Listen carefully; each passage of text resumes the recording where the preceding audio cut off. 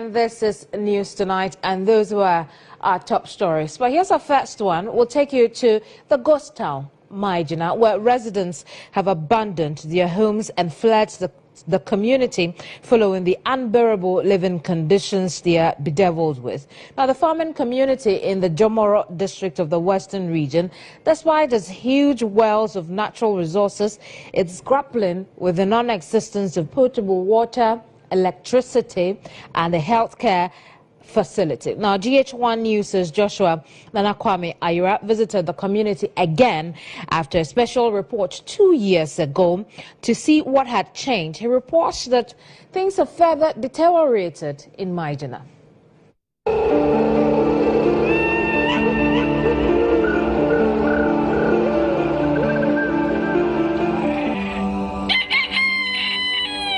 It is 6 a.m. in the morning, and all here in Miegyina, a rather small community, are rousing to the routine domestic life.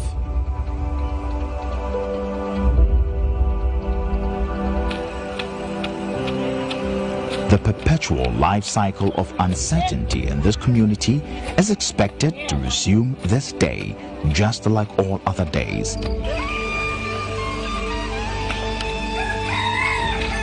85-year-old J.A. Billy, one of the oldest members of this community, wakes up to a new day with a faint glimmer of hope. Nothing to even eat to start the day. According to him, he has had it with the neglect and unfulfilled promises by successive governments, blaming them for their poor standard of living.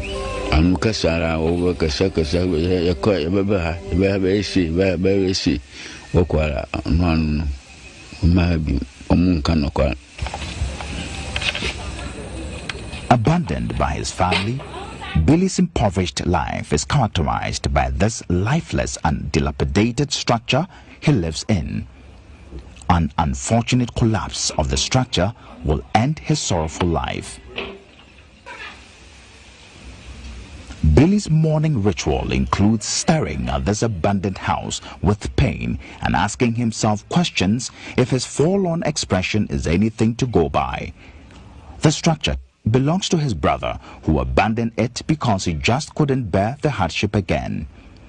Life has lost all its meaning to Billy.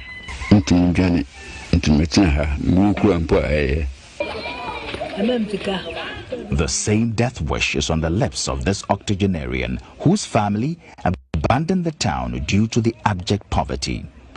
Mama, as she is affectionately called, has not only given up on life, but even death.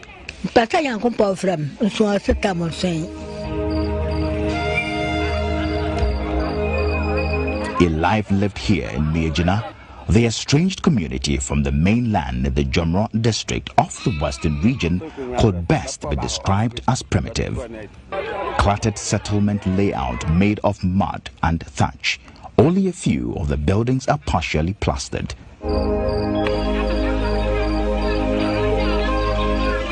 Basic social amenities such as potable water is non-existent. However, in the heart of the woods is this contaminated pond, Bulazo, the only source of water serving the community.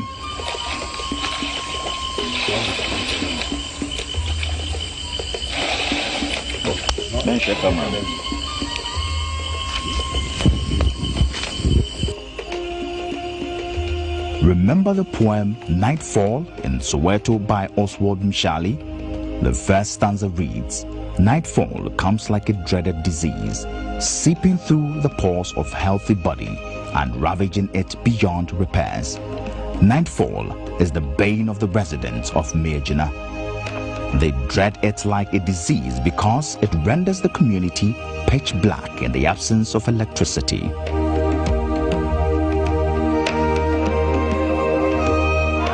There is also no CHIPS compound. Locals have to journey miles to Benin, the next town, for proper health care.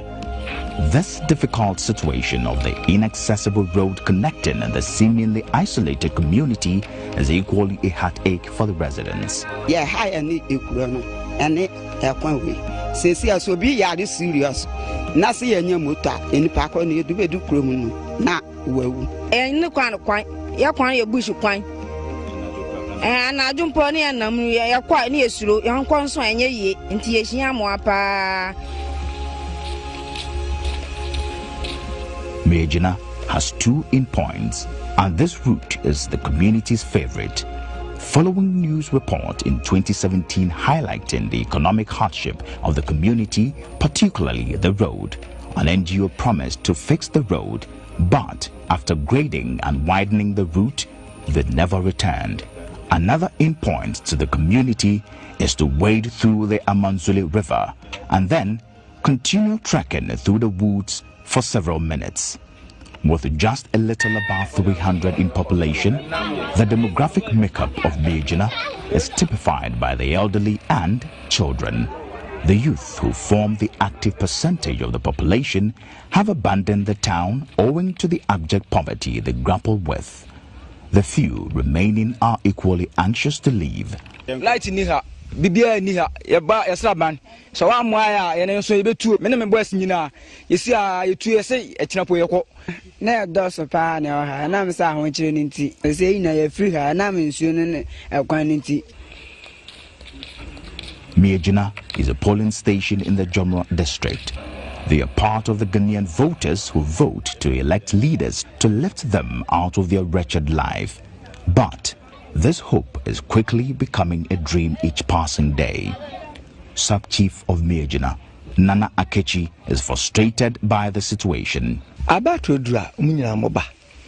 Ninyina yatwa aba. Party bia aba. Okwa no anu o mebiem. Ye ba kodisi ho MC yakon wa afasini. And so onfie I MP also ame letter so ba obeduru benyi wa ma ye twetwe wa ma.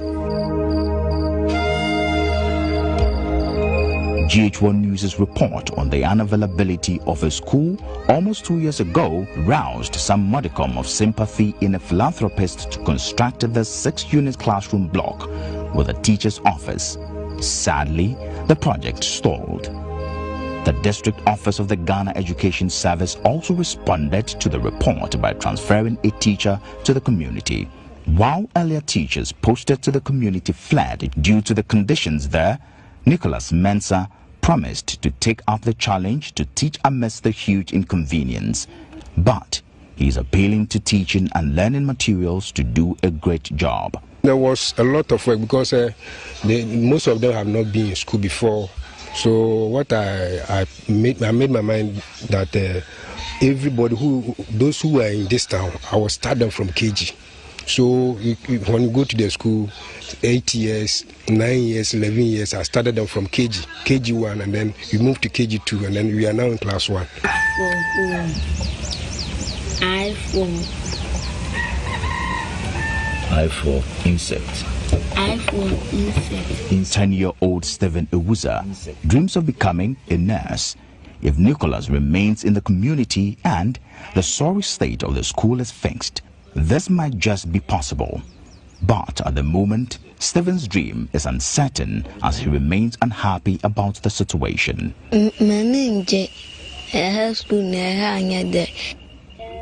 Kingsley Mlewa, a close friend to Stephen, is unhappy about his friend's dilapidated school. Here is not good, and the school crumble. That's is not fine. Each day lived in this estranged land is a test to one's survival. The ones with little or no option at all stay to bear the stifling condition. But the weak demolish or simply abandon their homes, including their families, never to return. A report by the Ghana Statistical Service, Living Standard Survey Round 7 on Ghana's poverty profile based on 2017-2018 population projection, a total of 6.8 million people were reported poor, while 2.4 million people were captured extremely poor and living on only $1 a day. Ghana was one of the few sub-Saharan African countries to meet the Millennium Development Goal 1, to sought to eradicate poverty and hunger by 2015. However, The current Sustainable Development Goal 1, which equally seeks to end poverty in all its forms everywhere by 2030, deep poverty remains in most rural areas, especially in the 3 northern regions. In urban areas where poverty incidence has seen some substantial decline, greater disparities and inequalities are being noticed. Poverty has many dimensions, but its causes include lack of education, low productivity of work, low income, social exclusion, and high vulnerability of certain populations to disaster and diseases. The living conditions in Miegyina could be said to have fallen short of the SDG goals 2, 3, 4, 6, 9, and particularly 1. And after the day has ended with nothing much to be appreciative of, the night can only be the perfect time where these vulnerable ones sleep away their sorrows and pain, and with the break of a new dawn surely will resonate amongst them their plight. And if nothing substantive is done to alleviate them from their abject poverty, many or the few left will continue to flee the town, leaving only the young and the old, holding on to their hopes and dreams as dark as the night. Joshua Nana Kwameira, GHO News, Miegyina. Let's go back to our earlier story on Miegyina. Paul Asian is Member of Parliament for Jomoro. Within this constituency is the community Miegyina. He's joined us over the telephone. Honorable, good evening. Good evening. Has it come to your attention the fact that young people within Miegyina are abandoning the community because of the very little things that, such as potable water and a proper health facility they do not have? They abandoning the community to see greener pastures elsewhere. Yeah, thank you. Let's take the opportunity to greet your cherished listeners. The issue about day boycotting the community, I am not aware. But what I'm aware of, Miegyina itself is not a community for permanent settlers. It is a community that people go there to do farming. Now, it is a community, everybody who lives in Miegyina cannot say Miegyina is his permanent home. No. Miegyina is a place for farming. And we try to develop the area so that people who come to settle there will also have access to few social abilities. So if you say people are boycotting the place, I don't know where they are boycotting to, because they already have their homes in Jomoro here. They have the community to live in Jomoro here. So where they are is only a farming area where they've gone to settle there to do farming. But they actually have their homes in Jomoro here. Very well. Now, but Honorable, this is a community where we found families. Couples we found families. Couples have had children who have grown into adults, into teenagers. And so it's difficult for me to reconcile when you tell me that is a temporary residence for farmers who go to their farms. Yeah, what I'm saying is that it's a farming community. Can you hear me? I can hear you. Yeah, it's a farming community that people are going to settle there and they are doing farming there. But actually, everybody who lives there has his own community in Jomoro here. They're going to live there. They put up some mud houses. They are living. Are you going to see a cemented? Okay, so Honorable. Yes. Hold on for me. What I also want to tell you is the fact that it is no longer a temporary residence for many of the people who are there. And that is why even during elections, we can take a polling station there. If it was just a farming community, which would really not feature anywhere, it wouldn't have that kind of attention, would it? So I'm telling you. Yeah, let make this clear. If you come to Jomoro here, we have a lot of places which happens to be farming communities where there are polling stations are. We have a place called Alamoale. If you go there, you don't even see more than 5 houses. It's a farming community, yet there's a police station there. If you come to a place called Continency, you will not see more than 5 houses, yet it's a police station. If you go to a place like Amakubekuru, it's not more than 5 houses there, yet it's a police station. So the fact that it's a police station does not necessarily mean that It is a permanent community. What I am saying is that even them tell you, I am the first person to take car to that community. I am the first person ever since to take car to that community. When you took your car, where did you pass? Because there are no motorable roads. But who's cleared it? Have you gone there recently to see it? Well, this story is a recent story. Have you gone there to see yourself that the road has not been cleared? We have used those to clear some part of the road. So that is why you are saying this, and I'm beginning to worry about it. We have got there. We understand that people are living there, and therefore we need to actually make sure that we extend certain social amenities to the place so that they can become beneficial to them. Okay. But you cannot say that they are abandoning the place because nobody is attending to them. That is not the matter. The issue is that everybody who lives there has his own permanent place. He lives in Jomoro here. Honorable, I'm just hoping that you listen to our story, because the young people tell us that they're having to leave their parents in Miegyina. Now, let's agree to disagree on that. What I want to add is the fact that whether or not this is a permanent settlement for these people, they live there, they have lives there. We go there, we campaign, and as you have said, you're the first person to take a vehicle let me ask my question. Okay. Hold on for me, let me ask my question. As you have said, you are the first person to have taken a vehicle to this community, and let's roll back a little. 2 years ago, when we did the first story on Miegyina, you honored us by coming to the studio for us to have a conversation.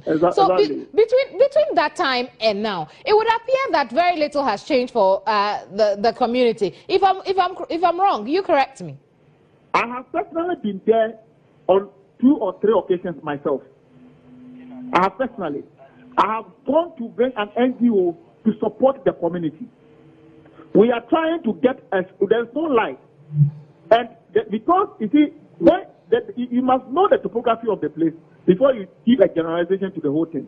When it gets to the rain season, you cannot cross by even anything unless by foot to the place. Now, it is now for light to be extended to the place so that the people there can also get access to light. What can I do? We are working on it. Aside that, the NGO I went for, we are trying to send solar panel water to the community, so that at least they can also get access to water. We are working on it. You cannot just stand up and say you are just doing it today. We are working on it. We've cleared some part of their road. That's why I said I am the first person to take part in the place. But if you claim and you make it as if nothing or no concern has shown. Let me say this. Even as I speak to you right now. Finish, please. We have even as I speak right. We have a solar lamp. Solar lamp, we want to go and sell to them so that they use it for the meantime until they get light. So if you say little attention has been given to them, or if it looks as if nobody is caring about, that is not the case. So, Honorable, have you given them the solar panels already? We are here. They are not the only community. We have about no less than 7 communities in Jomoro here. Okay. So I'm going to supply this solar lamp. Okay, so when I go to the Ministry of Energy to acquire 1,005 of the solar lamp. I bought it myself personally. To go and distribute to them. Very well. Very little has been done. Now look at the effort we are putting. We're not doing anything. But you see, Honorable, you are putting it. It's like saying something is in the pipeline. The pipeline has not got to the people of Miegyina. As long as it has not got to the people, hold on for me, Honorable. As long as it has not got to the people of Miegyina, we cannot report that something has got to them. And so my question: when can the people of Miegyina expect something from you? Oh, by close to Friday, God willing, they will have it. Close to Friday. Yeah, by close to Friday, you can come there and probably take a view of the water. They will have their solar lamp for the meantime. We are working on getting the solar panel water for them, so that at least they can also get access to water in terms of a pipe to use for the meantime before finally light is being extended to the community. Great. Honorable, I have a feeling we'll talk again very soon. Thank you very much for your time. I'm grateful. Paul Essien is MP for Jomoro, and the people of Miegyina by Friday should expect some solar lamps, following which there will be some solar panel and some water as well. We would look at that closely and bring you updates from Miegyina. Now, let's go to the eastern region.